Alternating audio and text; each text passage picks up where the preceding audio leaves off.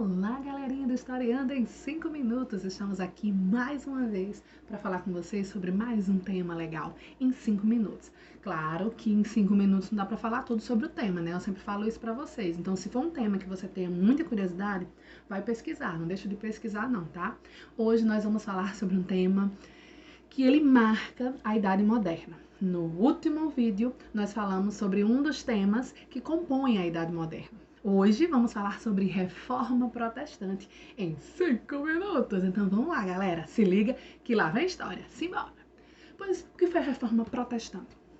Primeira coisa, a gente fala em reforma, porque basicamente a ideia de uma reforma é você reformar e não sair do lugar.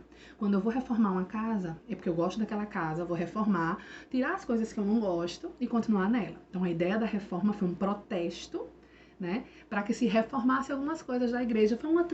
Era tipo uma transformação que a igreja precisava passar. Por quê? Vamos entender. Então, a Reforma Protestante foi a grande transformação religiosa da época moderna, né? Rompeu a unidade que o cristianismo tinha nesse período, né?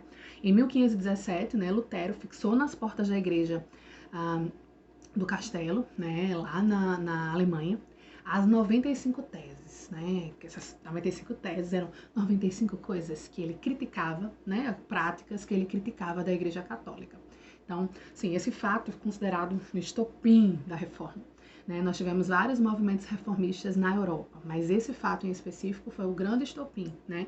E assim, atualmente, os luteranos de todo o mundo comemoram como o dia da Reforma Protestante o dia em que Lutero afixou na porta da igreja as 95 teses, né? Então vamos lá, vamos entender a origem. As causas, né? É o que eu vou me ater para falar hoje, porque a gente não vai conseguir falar muito sobre o luteranismo, sobre o calvinismo, sobre o anglicanismo, que são as principais correntes reformistas, né? Claro que tiveram várias, mas eu não vou conseguir falar especificamente das três. Então deixa eu falar um pouquinho das causas da reforma, né? Então assim, vocês sabem que durante esse processo da transição da Idade Média para a Idade Moderna, tem-se início um processo de centralização monárquica na Europa, né? Então, a relação entre os reis e a igreja começou a ficar meio tensa, né? A igreja ela possuía extensões de terra enormes, como vocês já sabem, e recebiam vários tributos feudais, inclusive, né, a questão do dízimo, enfim. E aí os monarcas começaram a questionar, queriam até tentar, né, reter um pouco dos impostos e começaram a questionar um pouco a questão da igreja estar recebendo esses tributos feudais também, que eram controlados por Roma e controlados também pelo Papa.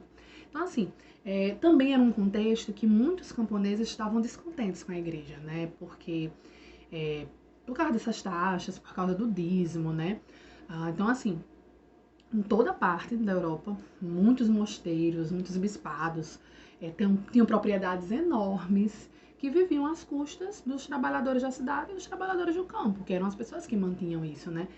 E assim, o que foi criticado a priori, né? O clero ele vivia um processo de desmoralização um pouco complicada, né? Por causa da venda dos cargos eclesiásticos, né? A igreja, ela tinha uma prática, né? Muitas vezes o clero fazia uso da autoridade para poder obter alguns privilégios e alguns cargos da igreja eram vendidos, era uma prática conhecida como simonia, né?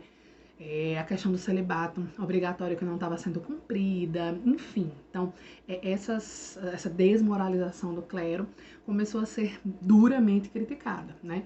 Outra questão ainda falando da venda, era a venda de relíquias sagradas, né? A venda de relíquias sagradas também foi uma prática. Era tipo assim, vender um pedaço da cruz de Cristo, um espinho da coroa de Jesus, né? Então essa venda de relíquias sagradas bem complicada também. Outra crítica foi a venda indiscriminada de indulgências, né? A venda do perdão dos pecados, gente, muito complicado, né? As pessoas tinham o sacramento da penitência e as pessoas acreditavam que elas teriam os pecados perdoados se elas chegassem financeiramente, né, junto. Então, foi uma das críticas dos reformistas, né, sobre essa questão da venda de indulgências.